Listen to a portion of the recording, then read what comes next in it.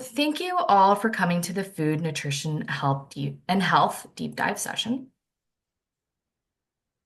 My name is Ayra Faiz. I am the Undergraduate Student Support Specialist, as I mentioned before, in LFS Student Services.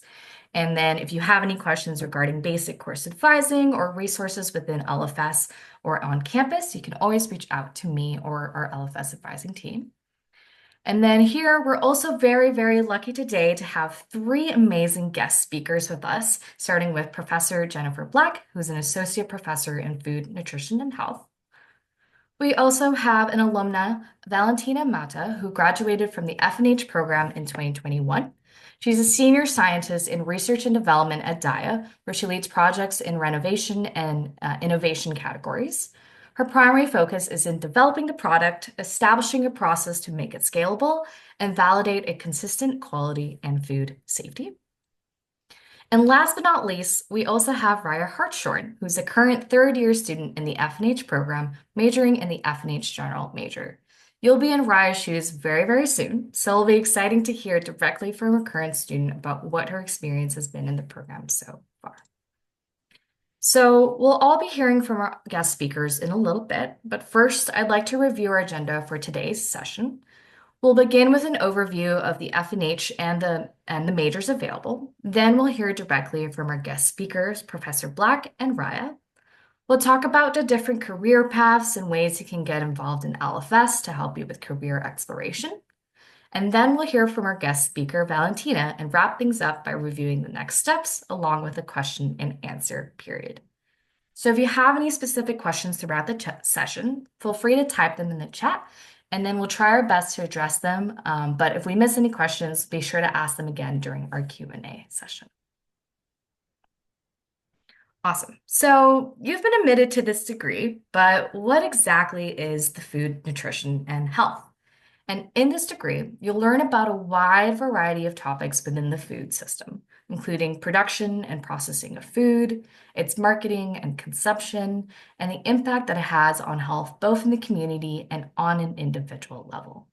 You'll learn about the real-world applications to health science, healthcare, food production, and policy.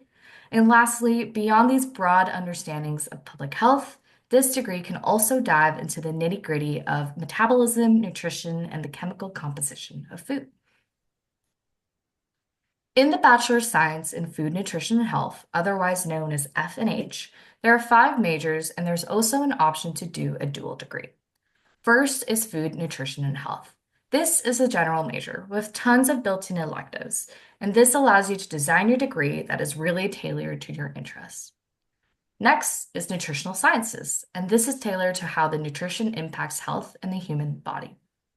These first 2 majors, F&H General and Nutritional Sciences, are considered non-competitive, and you can simply choose them in your student portal when you're prompted to declare your major. But we also offer 3 competitive majors, which all require separate applications. Food science studies the properties and qualities of food, including the chemistry, microbiology, engineering, and the development of food. The Food and Nutritional Sciences double major combines almost all components of the individual food science and a nutritional sciences majors, so you kind of get a comprehensive look at both sides of the food spectrum. Dietetics is a third-year entry program, and it's the only accredited dietetics program in BC. With built-in practicums, it allows students to work as dietitians right after graduation. And finally, we have the dual degree between F&H and the Bachelor of Education. So for those of you who are interested in becoming a foods teacher in high school, in this program, you'll be taking all the courses that you need for your F&H general major, along with the education courses that will help you work towards your eligibility for the BC Professional Teaching Certificate. And then you can apply for this program during your second year. Here's some unit courses that you can actually take that are offered in the F&H program. So there's F&H 250 and F&H 350, which are the foundational courses that will set you up for success in your F&H courses. There's F&H 351, Vitamins, Minerals, and Health, F&H 355, International Nutrition, so seeing around different lenses around the world, F&H 371, which I know Jennifer Black often regularly teaches, and I'm sure she can talk more about it in a bit. And the best part about all these courses offered is that a lot of the information that you're learning in class can be applied to your day-to-day life as you make conscious food choices that benefit your health and well-being. So, with these five F&H majors in mind, I'm curious, which major are you most interested in? And so, like we did in the main session, I invite you to use the annotate feature to stamp which major you're interested in, or you can also type it in the chat, whichever you prefer.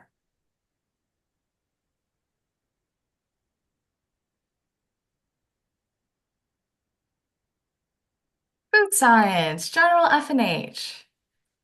I love the excitement around all these options. I feel like I saw a couple dietetics. Yeah, dietetics in our main chat, general F&H, nutritional sciences, the double major, food science in all capital letters. I love it. Yes, yes, love all the excitement. And so once we kind of get to that time of the year, make sure to keep kind of like questions, either for the Q&A session. But yeah, these are all options that are available to you. So what I'm going to do next is I'm going to stop sharing my screen here and I'll pass it on to Jennifer Black for her portion of the presentation. Did I get it on the first try? Got it. Oh, fantastic. Ayra, thanks so much for keeping us organized. I really am just so happy to be here with you all. I'm just delighted to talk about the work I do, answer any questions about the courses I teach, and just give you a little bit of a snapshot about what life is like for faculty members here, because it is a little bit different from sort of high school teacher experiences. Um, so I am Jennifer Black. I am an associate professor in the Food, Nutrition, and Health program, but my work really does span land and food systems in lots of ways. I have got a bunch of degrees that revolve around nutrition. I love all the majors that were just presented. I started in nutritional sciences. I then did a master's that had dietetics integrated into it and went on to a PhD that really focused more broadly on nutrition and public health. But just to tell you a little bit about myself, also just a reminder that professors at the university level, we actually often have multiple jobs. Teaching is one pillar of our work. It's one that I care deeply about and love. But our time is often split between teaching, research, and service. So service can be the work we do to support things that happen at UBC. It can be the work we do with professional and scholarly associations at national and international levels. So I'll tell you a little bit about my research work. I want to introduce you just to a couple of things I work on that I find exciting. But here in Food, Nutrition, and Health, we have people working on really a broad variety of research topics. So I hope you get to explore them all as you meet us in the years to come.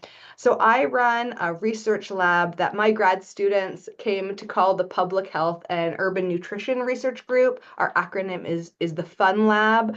We really explore topics that broadly help think about, what does it take to be well nourished? What are the social conditions and factors that shape whether people can actually meet the kinds of dietary recommendations that you see in public health and nutrition guidance? Also, just a recommendation, nearly all faculty members have some kind of web-based profile. So if you want to see the kinds of things that professors are they teaching or researching outside of their teaching work, you can Google them, check out their websites. If you want to learn more about my research lab, we're fun.landfood.ubc.ca. But I wear a bunch of hats even in my research role. So I practiced briefly as a registered dietitian in New York City now many years ago. That was a brief experience of actual practice, but it has really informed the kinds of questions I ask, how I teach, and the work that I do. We sometimes put ourselves into like categories of what type of researcher am I? Some are food scientists, some are nutrition researchers. I change what I call myself. I sometimes think of myself as a social epidemiologist. An epidemiologist is somebody who studies the distribution and determinants of disease. And so my work really asks, what are the social conditions that shape health? everything I do is sort of revolves around food, but really I'm looking at the things that happen before food gets into people's mouths and all the social factors that influence those decisions. Sometimes I think of myself as a food environment researcher, but I'm also a person who gardens and cooks and parents and daughters and works in the community and is part of the community. So, the snapshot photos are largely people who I feed or who feed me. And different parts of my life that definitely inform my teaching and research, most of which these days intersects with Canadian food systems. So I'll show you a couple of snapshots on the work that I do that intersects with issues around what's happening in school food systems and questions about how we ensure that all people in Canada have the food they need to be well. So those are issues related to food security and just the broad social concepts that shape our health. But in terms of the things that I teach and in my teaching and my research, sometimes overlaps. I bolded the classes that I have taught in sort of the last year-ish. These are so two of them have been new to me and are particularly things that I love to work on. So this year I got to teach a class called Critical Perspectives on Consumer Food Practices. That's really a class about, what shapes why we eat, how we eat. So thinking about our own backgrounds, gender, food work, our family traditions, how social media shapes our understandings of food, our socioeconomic positions, and a whole bunch of factors that often are hidden that really shape the decisions we make. I was excited to get to know Raya in a small class context. LFS teaches a very special class led by my colleague Duncan McHugh. That's LFS 400. That's audio storytelling, which is really a science communication class that focuses on podcasting as a way to think about translating our scientific knowledge to public audiences. So a lot of UBC classes are very big, but we have several special opportunities to be in small class settings where you really get to know faculty members, and LFS 400 was one. And for several years, I've taught FNH 371, which is Nutrition Across the Lifespan, which many nutrition students say is their favorite class because while they learn lots of specializations about nutrition from advanced scientific courses, it's the one that really puts the story of nutrition into perspective, different understanding sort of the different recommendations that we make from pregnancy to old age and how they all fit together. But in between, I've taught lots of other things. One has been a research methods class, helping really think about like where do we come to understand what's true about nutrition? What methods do we use? How do we ask and analyze questions? I've taught the first year writing class, which is LFS 150, another small class experience where at the, right at the onset, you really start asking, how do you make a good argument? Where is evidence from? How do we evaluate the quality of evidence? That kind of critical thinking, I hope you'll get from the onset. We also have this core curriculum, the Land, Food, and Community series, which I got to participate in the early days, where students across the faculty really get together and think about hands-on food systems issues, often partnered with community groups working on real life issues in their communities. And I also get to teach and supervise grad students, which is also wonderful, but you can think about that years and years to come. So, Ira, how am I doing for time? Should I just Great. carry on? So Keep I going. thought I would just tell you a little bit about sort of my own journey into this work. This is a picture I took, around 20 years ago when I was a PhD student in New York City at a time where you can see blueberries still cost 99 cents. So times have changed, but I was working as a young dietitian, really trying to sort out why was it so hard for even patients who had the chance to have access to do a dietitian to follow the kinds of advice that guidelines were making and dietitians were giving? And it occurred to me at that time that there were, vast differences in the kinds of social contexts in people's personal lives, including their experiences of poverty and discrimination and violence. and various axes of oppression and access to food that were shaping whether or not they could make these kinds of recommendations. So I started my research career really informed by what patients were telling me and struggling with, and trying to understand how do we measure these bigger factors that are really influencing how well people are doing, and how food plays a role in their lives beyond just the nutrients that they're eating, but also in terms of their life experiences and their sense of being cared for and their sense of value in society. So those are the questions I've been exploring ever since, also shaped by my own life experiences. Um, Here in the scholarly world, we get to sort of take those real world questions and try and connect them with theories and evidence and data. And this little circle diagram is a super simple diagram that we're about to publish that like ties together millions of studies of evidence, trying to really just ask, what does it really take to be well nourished? Some of my work now looks at, how do we actually talk about this in the health literature? How do health studies acknowledge what it takes to actually nourish particularly children?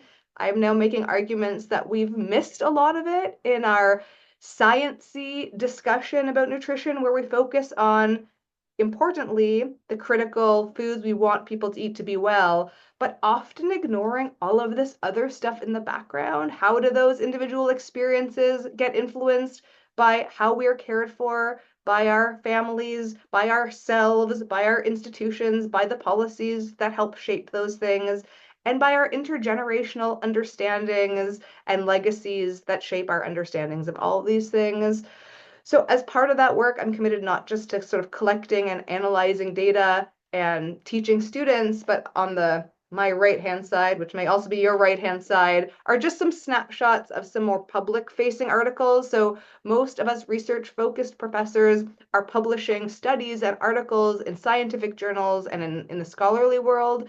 But what's neat about LFS is they're really supportive of us doing work that also shares the knowledge that we're generating beyond our classrooms, but to more public spheres. So there's a publication called The Conversation, which takes sort of scholarly work, but then we write it in terms of language that would work well in media articles. So these are just a couple of the things that I've co-written in the last few years, talking about what it actually takes to make school food programs work well. What are the kinds of things we need to be thinking about when we're more broadly trying to consider how to tackle issues like food insecurity in our communities.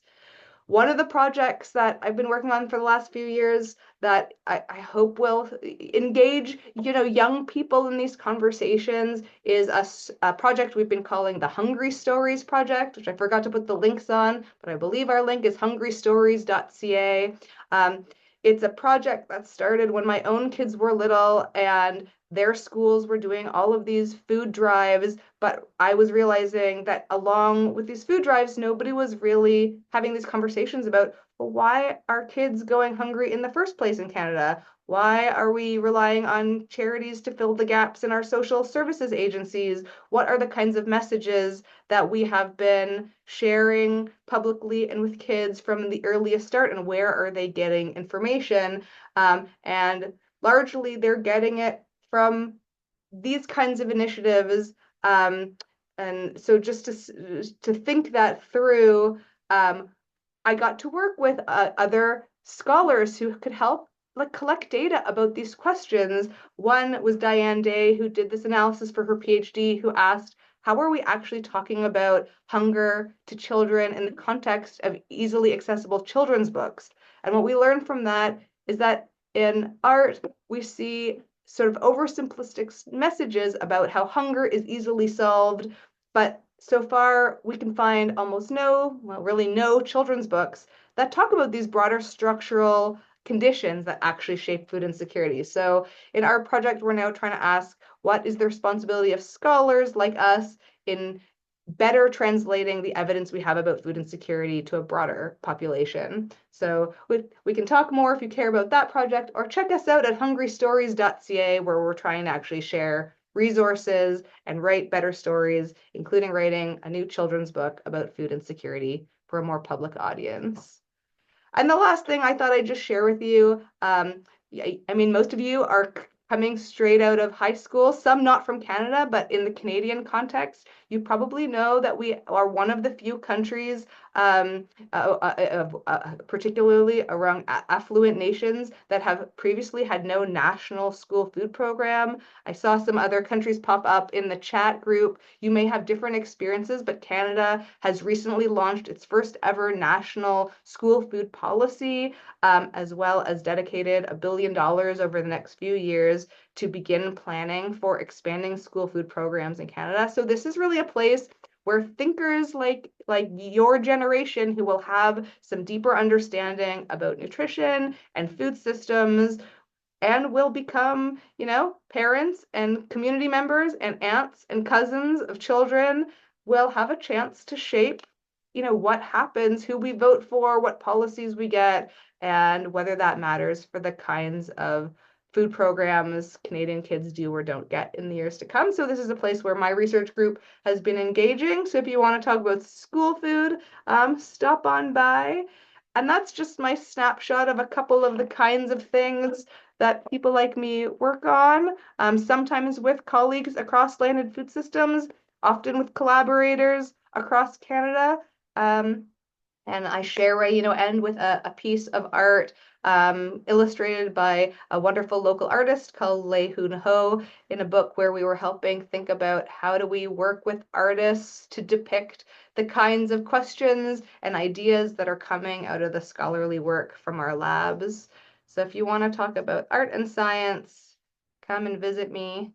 And with that, I'll be sticking around for any other things on your mind.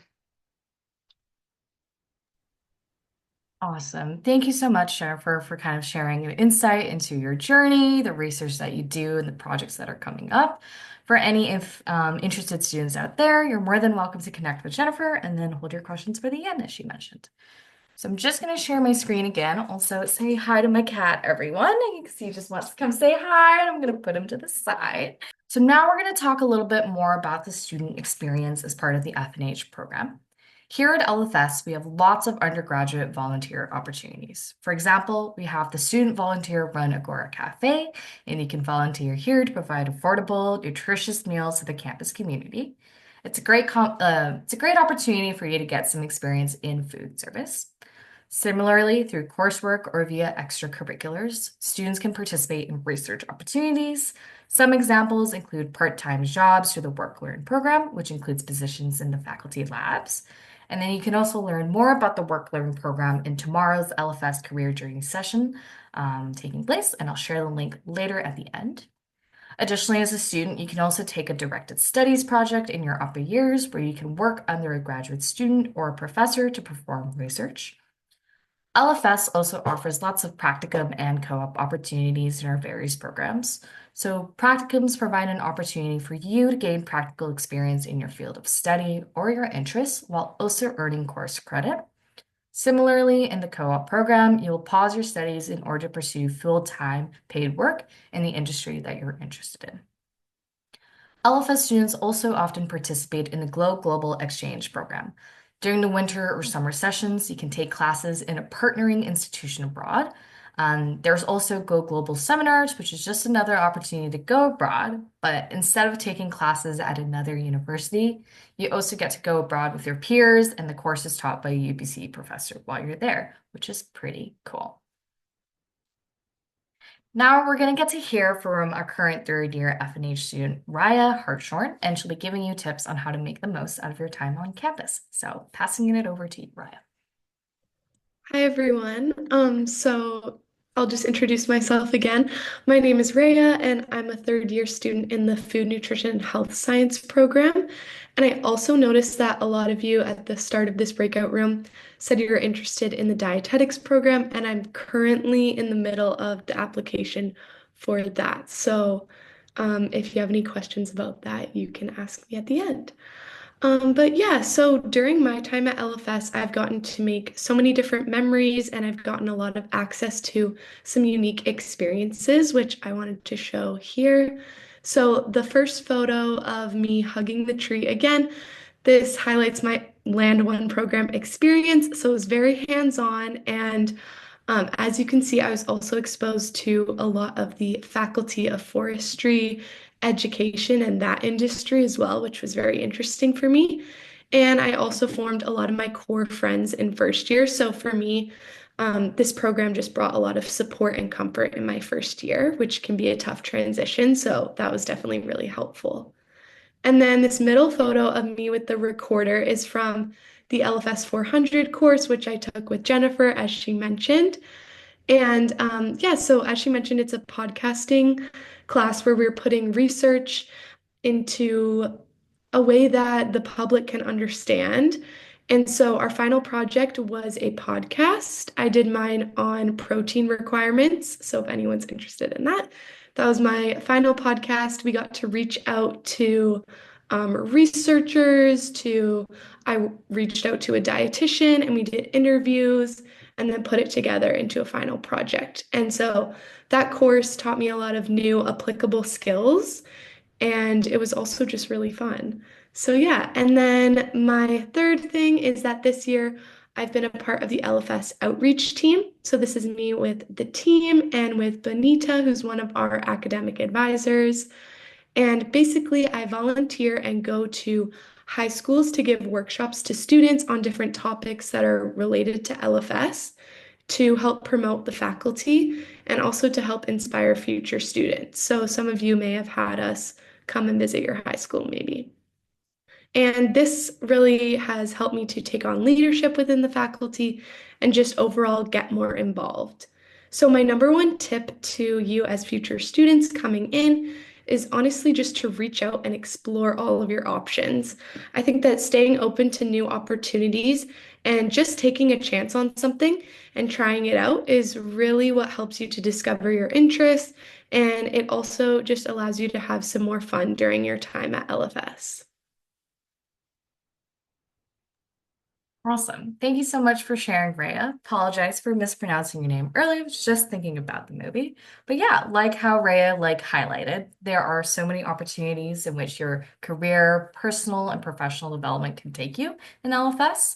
And so we'll take it on to the next slide here, where we talk about, a very popular question that we often get is, what careers are out there after I complete my LFS degree?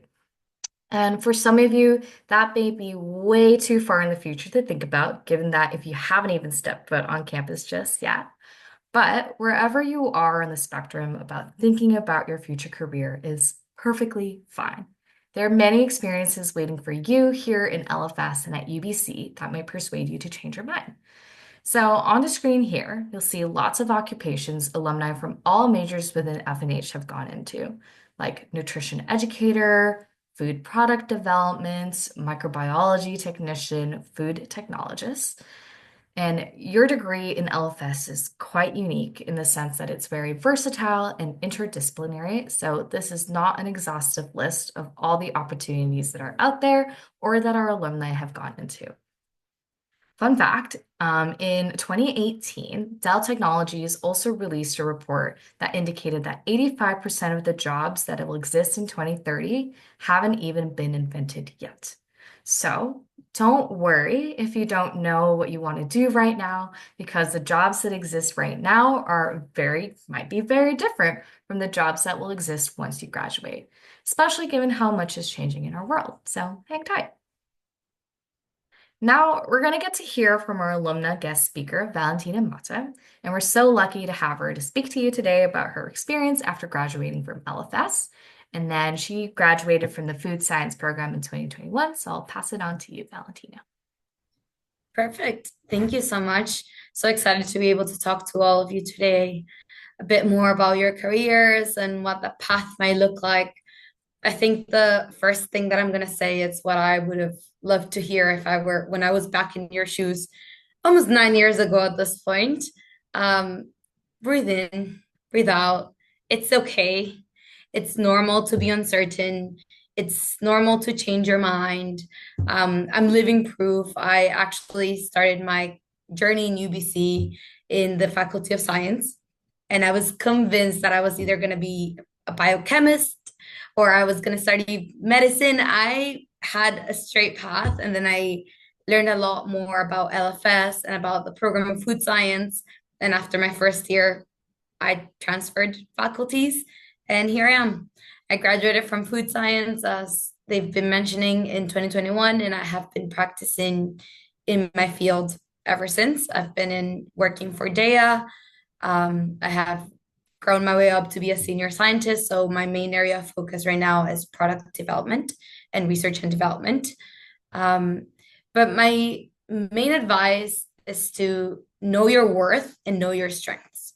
So throughout your journey in university, regardless of what career or what specific degree you decide to pick during your first years, you're always going to be able to collect strengths, to collect skills.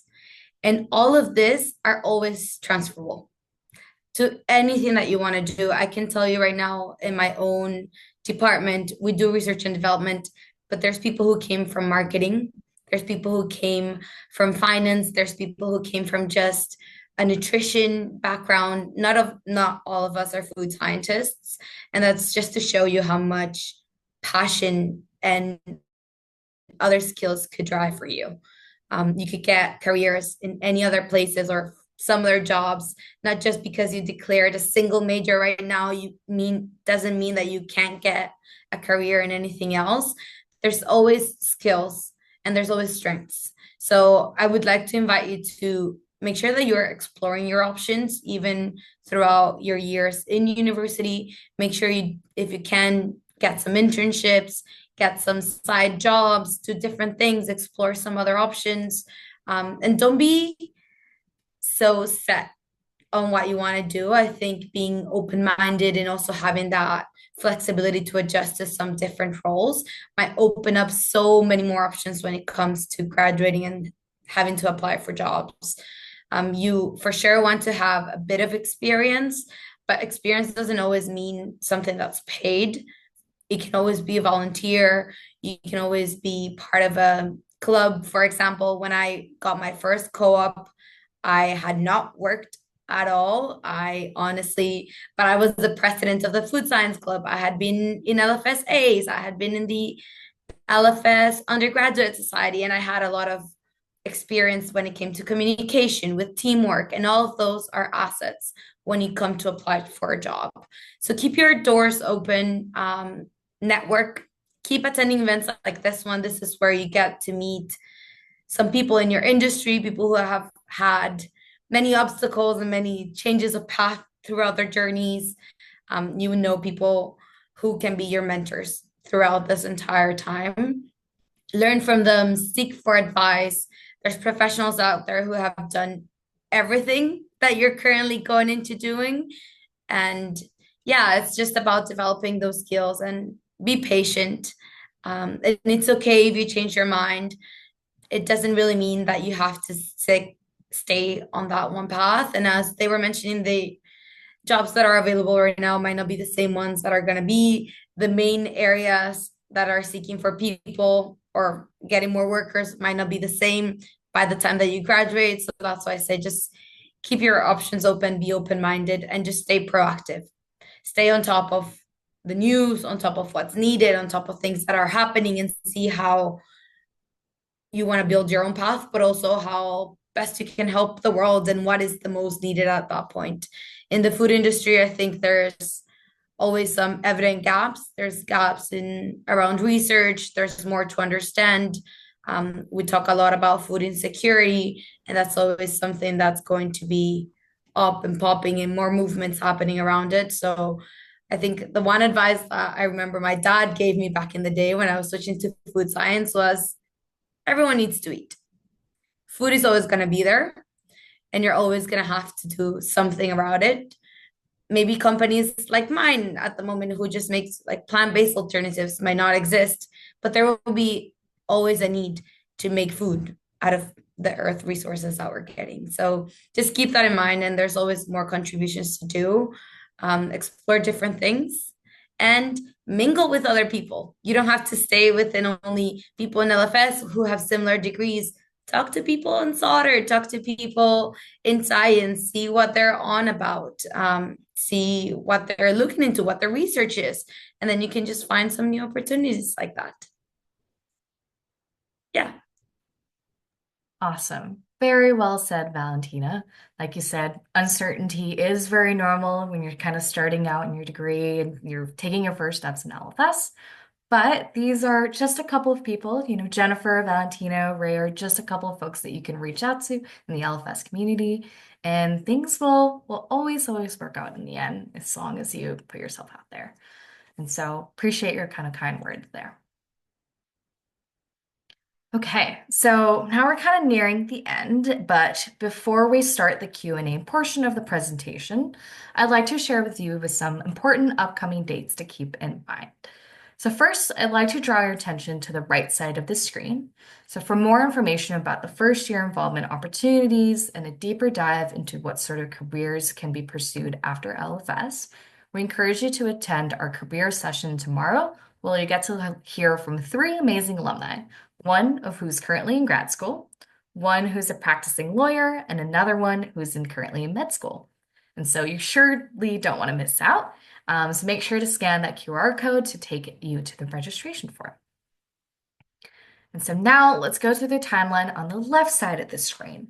So depending on your offer admission, you'll have to accept your offer by May or in June, but please be sure to read your offer letter very carefully and accept your offer admission by your specific deadline. This can be done in the applicant portal where you submitted your initial application. In mid-May, Roots will launch its first welcome module to help you get set up with the faculty and prepare you for course registration.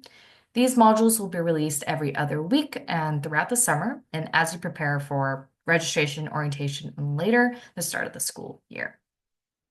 In late June, you'll have the opportunity to register for your courses. You'll be notified with a specific date and time with the first year registration period.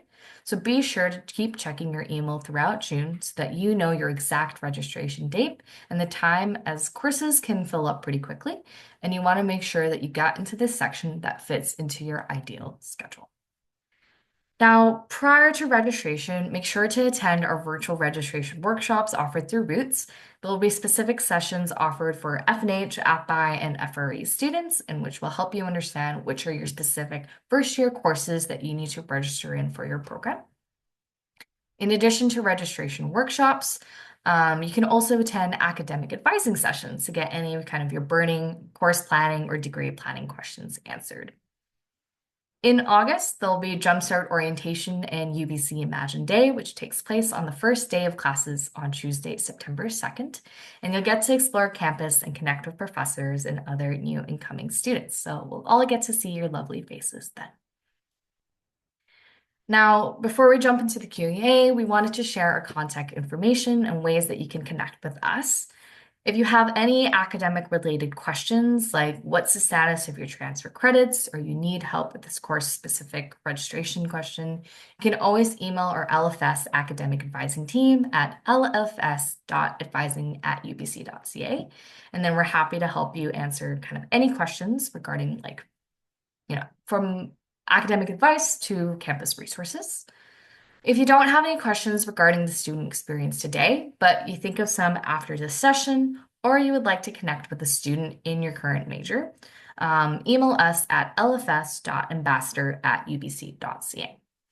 You can also find us on Instagram at LFS Newsletters or on our X account, UBC LFS. And then if you want to do some more research and learn more about the faculty on your own, I encourage you to check out our website at www.landfood.ubc.ca. Awesome. So now we can kind of jump into the questions portion. So feel free to type them into the chat. But if you're also comfortable speaking up and getting recorded, you're also welcome to unmute yourself as well. So the floor is now open for anyone.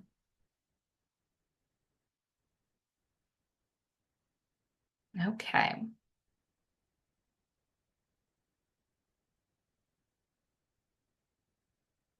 Okay.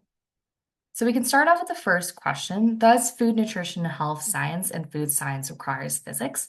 So I can answer this on the LFS kind of academic advising side, but what I would say is depending on which major you're interested in pursuing, physics could be a component of your degree requirement. So for example, for food science, it is.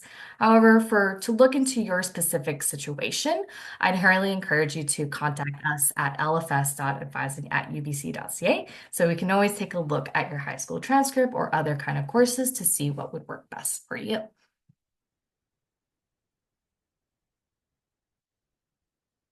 And then Valentina, you can also, I guess, speak onto where the physics courses that you took during your food science degree too.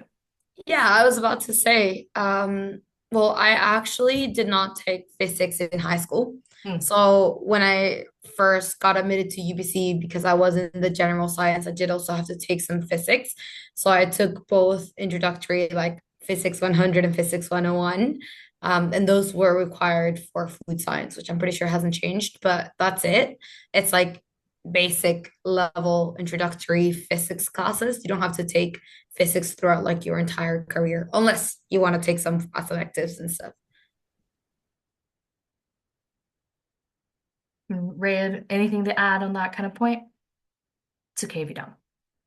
Perfect. Okay, so second question here. How competitive is competitive in terms of programs like dietetics? Specifically, what should students keep in mind if they want to pursue these majors? That's a really, really awesome question.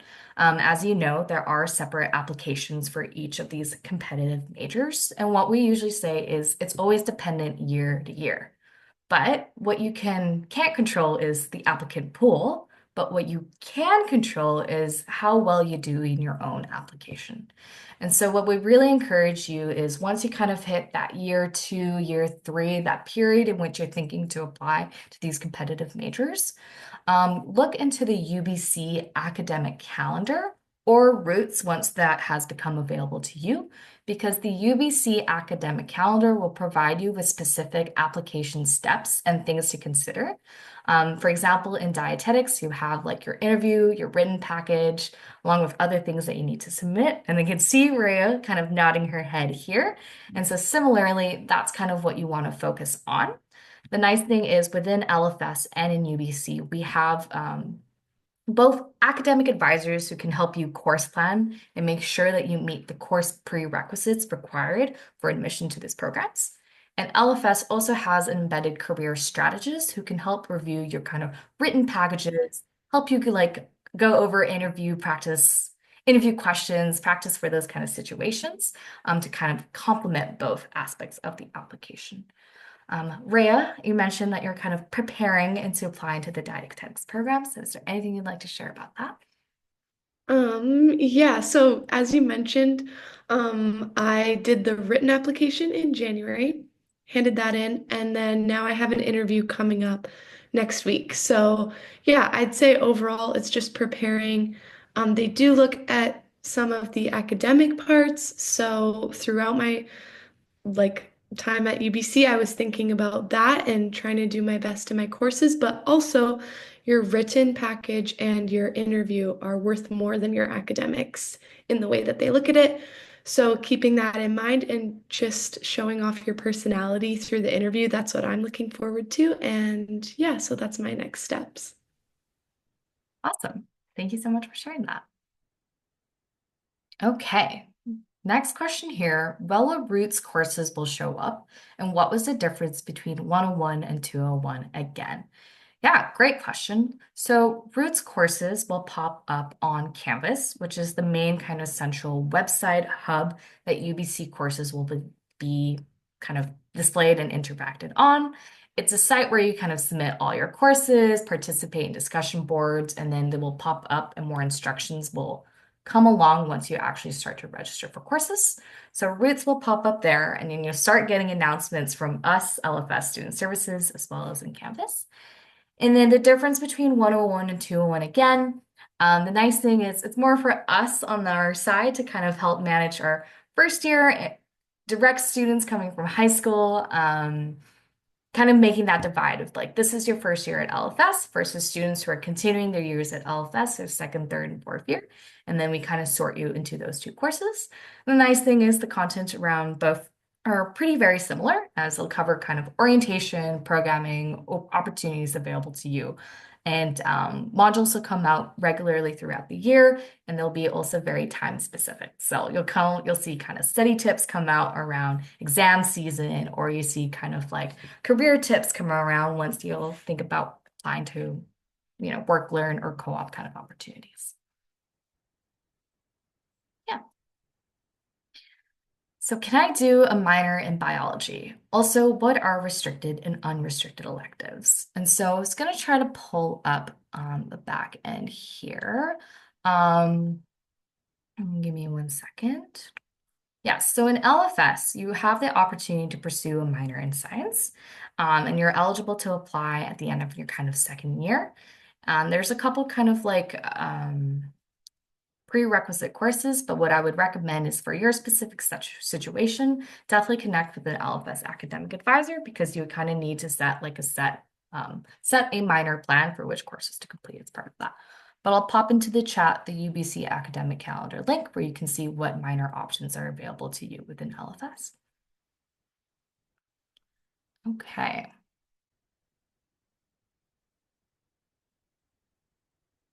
Yeah, for the physics question, again, probably best to kind of connect with LFS advising, and then we can advise you for your specific situation.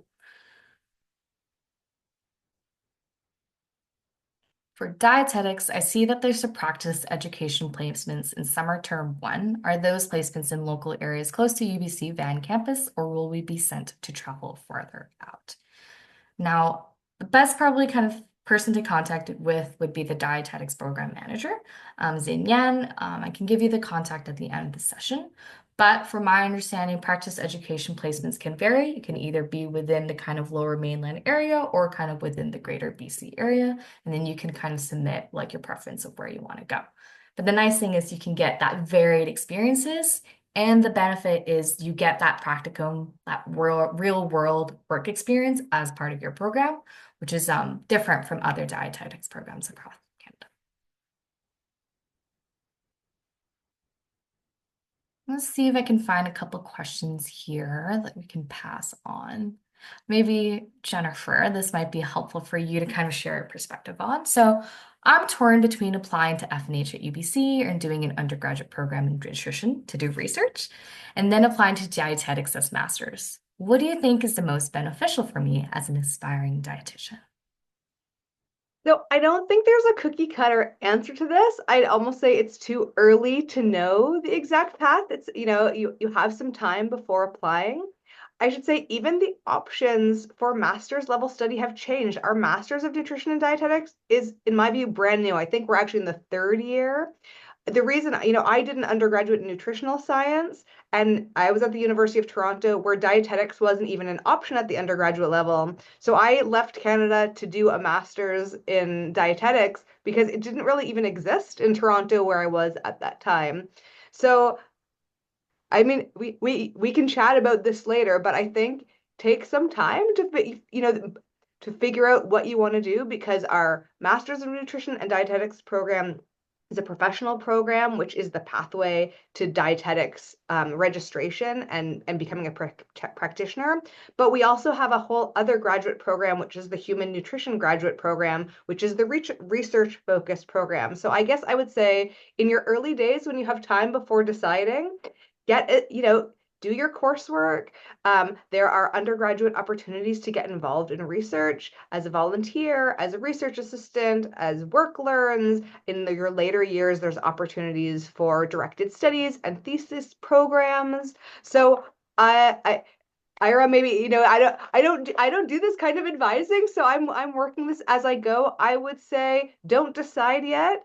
And you can always do, as you'll see, as somebody asked about the competitive nature, students sometimes apply to dietetics at an undergraduate level in their first shot, and they don't always get it on their first shot, and maybe they do it second round, or they complete that degree and they do dietetics later. A lot of our dietetic students, both undergrad and at the master's level, are second degree students. So there's not one linear route to these things. I would just say get a taste for research. Come, chat with me if you want to hear about it or others. Talk to all your teaching assistants. So many of your, particularly your large classes, are taught by instructors, but they're often supported by teaching assistants or TAs who are not always, but mainly graduate students themselves, often in research-based programs. So I'd say learn a little more before applying, and there's not really a right or wrong way about that. Great advice. And I think, like you mentioned, a great part of like there's many different ways in which you can kind of participate in research. Valentina, you mentioned a little bit about going on your co-op position, but is there anything other advice or tips you would kind of suggest in students wanting to go in that route? Yeah, I think co-op for sure is a great way to start dipping your toes into everything that you can see out there. I don't think it's necessarily kind of like research, but you do get like the opportunity to be more involved in work and to get more acquainted to work hours and everything before you actually graduate and set off. I do know that for research, there is a lot going on in the university. So I do have know people myself who have reached out to professors throughout their undergraduate years. They're always looking for some help, or there's always actually studies around the university looking for people to participate. So even if you're not conducting the research, you get to see it from a different perspective, like participating and be the one researched on. So that's pretty cool. I myself participated in a couple just to better understand questionnaires and everything. But yeah, when it comes to co-op, that is a bit of a different program. Like you do still have to apply for that. You have to be selected. You go through a series of interviews, and to be frank, you don't always get your dream job. But it is still a way for you to see what opportunities are out in the market early on during your careers so that you can kind of gauge what industries require more people and which one isn't. But yeah, I think when it comes to like undergraduate, it is a hard thing to do to know upfront if you're going to want to go into research or work more like with people. I thought I wanted to be in research, and then I realized I feed off human energy and that I need to be out and about talking to people. And I was like, okay, maybe that's not the path for me. And I did not realize that until like my third year of university. So just yeah, see what your preferences are, but there are definitely opportunities that you can make sure to participate in throughout your years. Yeah. One thing I could highlight, and I can pop in the chat in a bit, is on our Instagram at LFS Newsletters, we have kind of an ongoing series called Let's Talk About Research. And we kind of feature many different students, also like alumni profiles that have gone into that career into research and what research looks like. So you can participate in labs within LFS. We have lots of LFS students also contributing in labs across campus as well. And so I'll pop it in the chat in a bit. But Valentina, kind of a great start is that understanding of research will change over time. I can also see a question here, like what's the difference between taking the dietetics major during FNH versus taking the dietetics during a master's degree? Jennifer already mentioned there's no cookie cutter answer. Really kind of depends where you are in your life, what you want to pursue. The nice thing, well, the first easy thing I could probably share is the FNH dietetics program is a 3-year program where practicum placements are considered, versus the master's degree, if I remember correctly, is an 18-month long program. So that kind of time difference is one thing to consider. But Raya, I'm wondering if I could pop this to you, given that you've applied for a dietetics program instead of the master's. I know you're early on into your major. What kind of influenced your decision there? Yeah, so just to maybe like clear up some things for these students, because I know I didn't even really know what master's program or undergraduate. Oh, So basically, I'm in my undergrad, which is normally people take about 4 years. And then a master's program is a graduate program, so you apply to it after you've already taken an undergrad. mm, So if you're applying to the Masters of Dietetics, you will have already completed an undergrad degree, and then you're applying, as Ira mentioned, to the 18-month long dietetics program. And I believe this one, double check this, but I believe it also features a little bit more research as it is a master's program. So there's a little bit more with that, as with most graduate programs. And then the undergrad is, as Ira mentioned, 3 years. So you can apply after your second year, and then it's 3 years after that. So you would be a minimum of 5 years. I waited an extra year to apply. I'm in my third year. I'm applying this year. And so if I get in and start next year, my degree will be 6 years long. And that does include all of your practicum placements. Raya. And then I can also see here that Jennifer has popped into the chat. Yes, the Master of Nutrition and Dietetics M&D is a graduate level professional health program that offers you to become an RD registered dietitian in British Columbia. And so it's full-time courses and practice education placements over 28 months. So you can kind of consider both. And then we can also send you the website after to consider what both programs work for you. Awesome. Okay, so I can see here, I'm really interested in F&H, but I want to keep the doors open for later in my future education because I'm not sure about what career I want. I'm torn on whether or not I want to be a doctor, and I'm wondering if LFS keeps the door open. Maybe I can pop that to our panel here to see if they have any insights or advice to share. I mean, and again, I don't do the advising, so I am not trustworthy on like prereqs and med school preparation. But the way I think about, many of these, if not all of the F&H degrees, is their entry level science applied science programs. So I personally think, aside from actually knowing any of the prerequisites, so look these things up on your own, but they all get you thinking in terms of core questions around food, nutrition, and health. So they're good starting points. I think of them as keeping the doors open to all kinds of health professional careers. So they'll get you the kinds of skills to get you ready for the MCATs and thinking about medical careers. But we have students who go in to, there's that dual degree in education, but there's also nursing and occupational therapy and physical therapy and allied health professions and dietetics. But certainly they get you thinking about questions about health and scientific processes. And Ira will correct me if I'm messing this up, but you're getting also a lot of the base science courses that are just good preparation for lots of different directions, including careers in research and health professions, or like dropping those entirely and using those skills to think about, food policy and food science and applications beyond those things. If you change your mind after first year, I was not an LFS student, but I was a first year science student in giant University of Toronto classes. And many of my classmates were preparing for the MCATs and thinking about careers in medicine. And lots of them are lawyers and communication specialists and science journalists and have MBAs and went on into all kinds of different directions. And lots of them became doctors too, and dentists and all kinds of things. So I'd say it's a great start, but doors remain open for lots of things. Valentina, I've seen you kind of unmute yourself here. Which anything you'd like to add?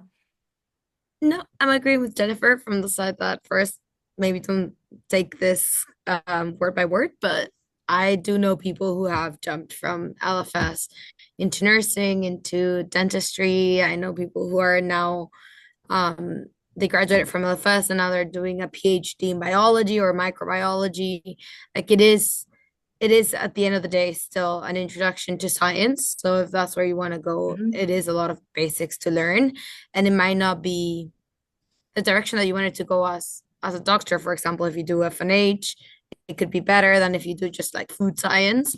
So just keep that in mind when you're selecting or declaring your initial major. But regardless, all of them are still within the science field. And I know you sent in the chat as well, like so many people from LFS have ended up in like medical professions. Yes. Yeah. And Jennifer kind of touched upon that too, where it's like LFS because your first year science foundational requirement courses, you're going to have to do all the prerequisites of like math, physics, depending on which major you pick, biology. And so that will be kind of like more in-depth information will be given in Roots once that's posted. But that foundational science, first year foundational courses in science can set you up to apply for med school. And we have lots of students who are doing that too. What we always recommend students is that, once you kind of get more into that mode of like looking at which schools you're interested in applying and where you want to go, take a look at their specific admission requirements. And the nice thing is, especially within the food, nutrition, and health general major, because there are a lot of electives that are built within your degree, if there are any other additional prerequisite courses that you need to take for your application into med school or wherever you want to go, your degree is very flexible in allowing for that. The other majors, food science, kind of dietetics, is very different, but there are still opportunities, and then you can always take a look at that once you're stepped into UVC and LFS. Yeah, good questions, and obviously things to kind of like think about, and I know feels uncertain on the background too. I also wanted to add, I think I'll bring this slide back, but yeah, there's going to be the careers and LFS session tomorrow, and then we'll have an alumni who is currently in med school. And so if you want to ask more about their experiences, how did LFS set them up for success? What kind of like courses were they most interested in? You can definitely sign up and attend tomorrow. Okay, I love this question. It's super fun and easy. What are some comfy places to study on campus? And I see Raya has kind of added some suggestions. Valentina, anything that comes to mind? Jennifer, where are kind of like secret spots that you'd like to go to? That's a funny question. I have a weird habit when I study, like I need noise, otherwise I can't focus. So I tried libraries a couple times, were not for me, but there's great coffee shops all around campus. Actually, one of my favorite places was Agora Cafe. So Mm. that like ground level of the LFS building, it's great. You can also get great treats at all the coffee shops. But yeah, there's so many places. And during summer, if you're someone who likes to be outside, I used to sit by the benches outside. By any When the spring the cherry blossoms came out, I was always studying outside. Yeah, campus is enormous. If you haven't had a chance to visit, you will for sure see it. There's the Rose Garden. Some people really go anywhere around campus to get in a good study session. But yeah, I'm pretty sure like you don't even have to leave. There's so many places around.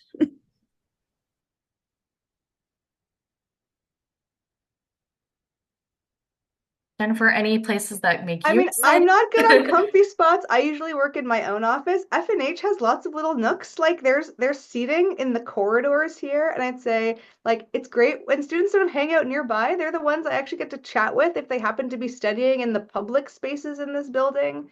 I would go outdoor. I was an undergrad in a giant university, and I found and I was a commuter student. So I would get a ride with my parents to campus and stay there all day until they were done work. But I found one library where like the same crew of science students just hung out for 4 years. So like I'm not sure it was cozy, but it's like you got to find your little community spots where you can find the people. So almost doesn't matter where it is, but I mean, I though Ray and I were introduced to the radio station this year, and if you take LFS 400, you get a membership to CITR radio, and they had a cute little, a nice little cozy place in the student nest building. So there's lots of hit, and I had never seen that. So I think you just got to explore all of your spots to find the one you love. It's a huge place here. There's routes that I do not know of that I'm still finding on this giant campus. Yeah, I love kind of Raya's recommendation. I mean, I wasn't an LFS student, but I was a UVC Arts alum. And so the IKB library, it's gorgeous, giant windows. It's always nice to kind of see people passing by. Corner library is also great. There's a nice basement area where you can kind of really get through those quiet spaces. I was gonna say forestry building as well. It's right across from Macmillan. It's gorgeous. There's trees inside, so it always feels kind of very calming. Yeah, but you'll always find the kind of spaces and places that work for your schedule and rhythm, because the campus is huge, and whether that is better to kind of study in your room or study with friends, you'll find your, yeah, study lounges as well. You'll find your kind of place and space, which is great. We also have a farm and a I mean, these aren't great study spaces necessarily, but we have these crazy hidden. Oh, we have gardens and like museums, and the campus is its own city. So you gotta find what you like yourself, I think. Definitely. Definitely. Alrighty. Okay. So I've kind of popped a couple links in the chat here, but who or where can I go to if I want to learn about co-op and other work experience type programs in LFS? So I provided three different links. One is UBC LFS as part of the Science Co-op program. This will kind of give you an overview about kind of application timelines and then what are the requirements. And then students usually apply either at the end of their second or third year. So depending on where you're at, you can consider that too. The UBC, oh yeah, and so to make the kind of differentiation, the Science Co-op program is full-time paid work opportunities, and then there's opportunities to work both on and off campus, which is really great. The Work Learn program is paid part-time opportunities, and the nice thing is that they know that you're students, and so oftentimes they will happy to accommodate kind of around your school schedule. And then similarly, lots of on and off campus opportunities. Within LFS Student Services, we also like to have lots of work learn students as part of our team too. And then in terms of who you can connect to in order to learn what other kind of experiences or ways that you can get involved in LFS. So I've popped the link to our website and it leads to our engagement support and advising page. And if you remember Fellini from the main advising session who started us all, Fellini is our student engagement officer. And so she has great network across campus and awareness about ways that you can develop your kind of leadership and career skills. She'll be kind of your first kind of point of contact to understand what opportunities are within LFS and outside of LFS because there are so many. Um, you know, Valentina, Raya, are there anything kind of these experiences that you want to speak to or highlight for students in the chat? I can talk a little bit. I guess I already talked about co-op, but I think similarly, I never did work learn programs myself, but plenty of my friends did. I did volunteer though, however, at Agora Cafe, favorite spot. You guys should totally do that. Um, but I did also very easily find a job outside of campus, very close to it. I was working in coffee shops. I did it for an entire summer. Like there's always options that would still add to your resume that are not necessarily in your field, but still give you necessary skills in general. And it's nice sometimes to have to leave campus, go to your coffee shop, work for 4 hours, and come back. And anything that's like nearby UBC has a lot of students working, and they are very used to having students. So for me, it was very easy to tell my manager back then, like, hey, I have a final exam tomorrow. Like, there's no way that I can work the night shift today and things like that. So, yeah, there's a lot, and there's a lot that just gets posted on Indeed, on LinkedIn. Like, just make sure that you are also on top of those kind of like social media job posting sites because there's always opportunities that come up there as well. Awesome. Okay, perfect. I'm just looking at the chat here. Here, I'll go to this question that just came up. And so, Rhea, I'm retiring from competitive gymnastics this year. Rhea saw you used to do competitive dance. Do you have any tips on the transition for high-level sports to life at UBC, and how do you balance activity and studying? And do you recommend any intramurals or things like that? Yeah, I really like this question. So, yeah, I used to be a competitive dancer, and I know that it can feel so weird going from having that all the time and then coming to university and feeling like everything stops. And for me personally, I have been taking a break from dance, but there are so many opportunities. I don't know particularly for gymnastics, but I know that there definitely are clubs, teams for gymnastics here, so look into that. But I know that for things like dance, there were so many different club options, and I have a lot of friends that are in that. And then in terms of intramurals, there are so many different intramural sports. I personally, again, have not gotten into them, but I know that there's things from like volleyball to like spike ball intramurals, flag football, and it's always going on. You can join teams with your friends. So again, look into that. It's very active on campus. And then for balancing activity and studying, this is something that I really work on. So rather than dance, I more got into the gym when I came to university. And so I always make sure that I schedule into my day between classes and studying that time where I go to the gym or I go for a walk or just do like some stretches in my apartment and keep your body moving because it really helps with stress levels when you're in university. Like everyone says it, but exercise is the number one thing that helps me get through my stress. So I really recommend building it into your schedule so that it just becomes something that you kind of get yourself to do and it will help you with your studying. So, yeah. Also, just passing along as the parent of school-age children, UBC also offers a ton of different camps and things. So for those looking for summer work or extracurricular jobs, Vancouver is rich in gymnastics. I don't know anything about hiring for such jobs, but there's lots of programs for kids that I'm sure would benefit from your skills. Yeah, and even on campus, like you don't have to necessarily join through intramurals. There are drop-ins, like on Wednesday, for example, they would have like a volleyball drop-in for beginners if you wanted to play. I mean, back in the days where I was in university, there were already like three enormous gyms on campus. I don't even know how many there are right now because they keep building in that place. But also memberships are like super affordable for students if you're a UBC student. They also have like spin classes, they have step classes, dance classes, like anything that you can think of. There's most likely classes offered on campus. And for those who like swimming, there's a huge aquatic center as well.